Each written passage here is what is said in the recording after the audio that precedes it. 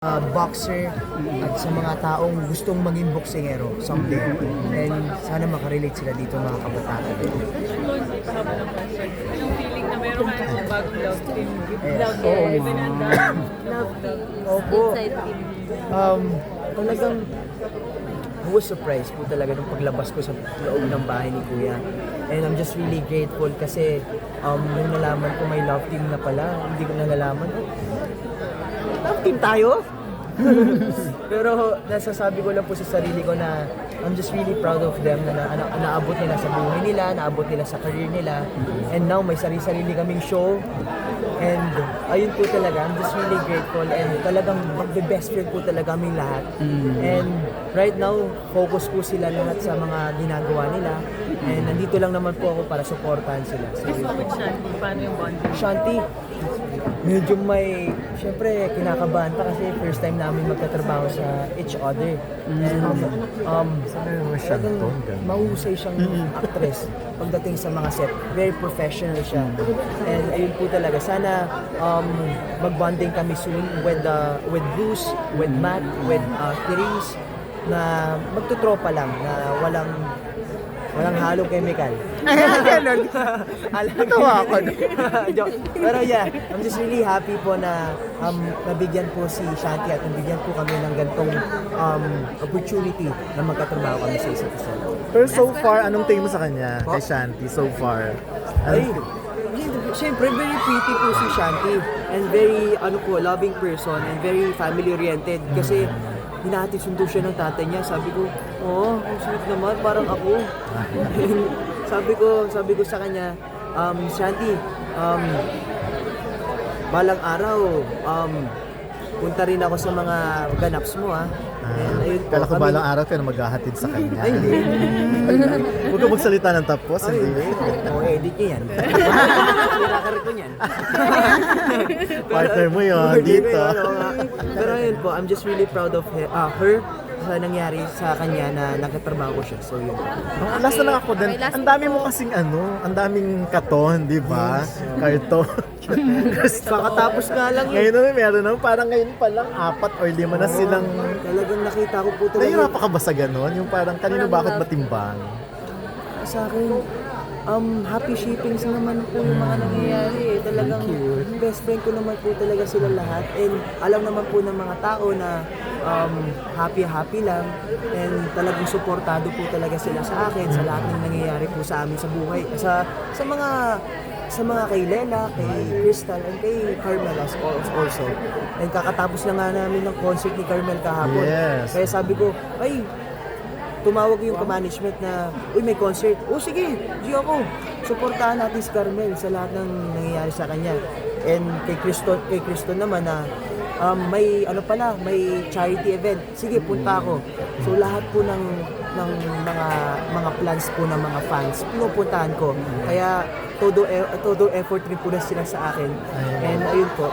Ayun, may Lelton din, di ba? May Lelton din. Tapos meron silang mga something dyan, di ba ngayon? May booth. Sabi ko, what? May mga pagkain, coffee. Hindi talaga ako makapaniwala. And now, sinasabi nila, Ton, huwag ka mag-alala, gagawa kami ng billboard dyan sa EDSA. Sabi ko, what the? Grabe naman yan. Naiiyak ka ba sa ganon? Oo, naiiyak ako. May mini billboard nga sila binigay sa akin kanina. Last 2 days ago. Talagang kahit maliit na bagay yan, talagang chine-cherish ko po talaga yung mga ginawa nila. Lahat ng effort. Kaya I love you guys. Thank you so much po. Thank you. you po. Ako Yes, lang daw, last na lang. Limang May mga question fans lang. kasi may mga fans na nagsasuggest na sana raw si Eman Pacquiao makalaban mo rin dito sa Kamao. Eman Pacquiao? Okay ba sa'yo? Ay, oo naman. Yung igulay, yung parang legit na boksingero pagdating sa boxing Eman. ring. Si Eman. And ang masasabi ko lang po na good luck sa susunod yung laban. And sana makabalik siya dito sa Manila na sana mag-guest man siya dito sa Kamao. At makalaban I'm mo just really siya. happy sana mag-guest siya dito. Kasi ang dami kong gustong tanungin sa kanya na paano ba to? Paano ba itong buhay na boksingero? And paano ba yung story mo? Gusto kong malaman kasi nakaka-relate rin po si Eman sa buhay ni Makmak. Kasi talagang research ko po talaga yung buhay ni Eman eh. and kung paano gumalaw, paano magkilos, paano lahat ng mga boxingero na kaidaran ko, kung gaano sila mabuhay. And ayun po, dun talaga, sana mag-guest talaga si Emma sa proyekto na to. Thank you po. Thank you. Para sa akin yung Kamao, nakaka-relate talaga si Max kung sino talaga ako as Anton Vinson. Parang nakaka-relate talaga si Max sa totoong buhay dahil artista ako, pero ito naman si Mac ay boksingero. May pangarap ako, nag-audition talaga ako sa lahat ng nangyayari sa buhay ko. Hindi ako tinanggap. Pero si Mac talagang hindi siya sumuko. Talagang determinado siyang gawin lahat ng mga kahit hinuhusga na siya, bangon pa rin ang bangon. Ang daming na sinabi niyo na totoo. At ako po yun talagang hindi ako susuko para sa pamilya ko. At talagang sa Jamie talaga dito talaga ako lalaki. At si Mac lalaki siya sa ring. At ayun po talaga, marami kayong matututunan. Lola, nanay, lolo, hindi lang tungkol sa boxing, sabi ni Direk, tungkol sa pagmamahal sa isa't isa. May puso po to sa yung Kamao na to. Kaya yun po, maraming salamat. The best.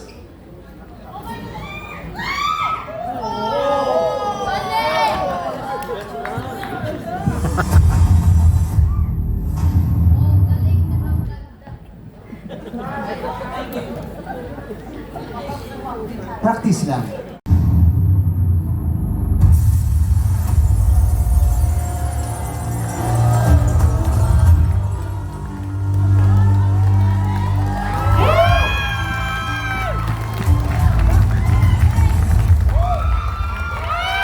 Pinakamaangas na billboard sa GMA.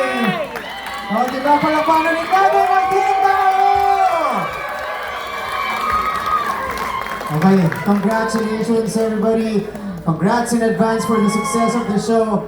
At sa buong team po, Anto naman, nakita mo na lahat. EVP na tayo, preview.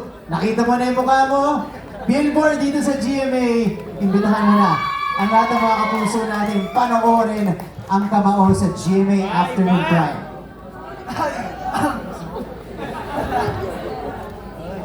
Papa, natupad na yung pangarap ko.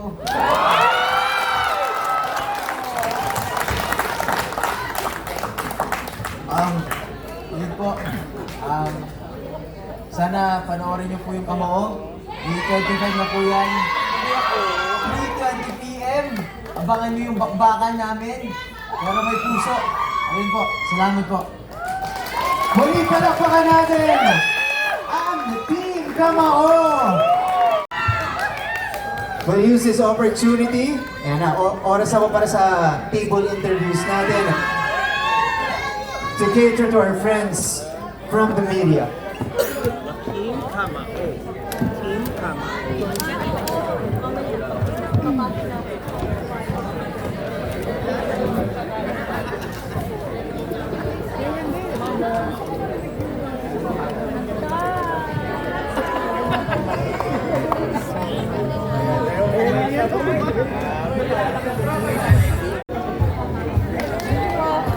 Andre! Hey!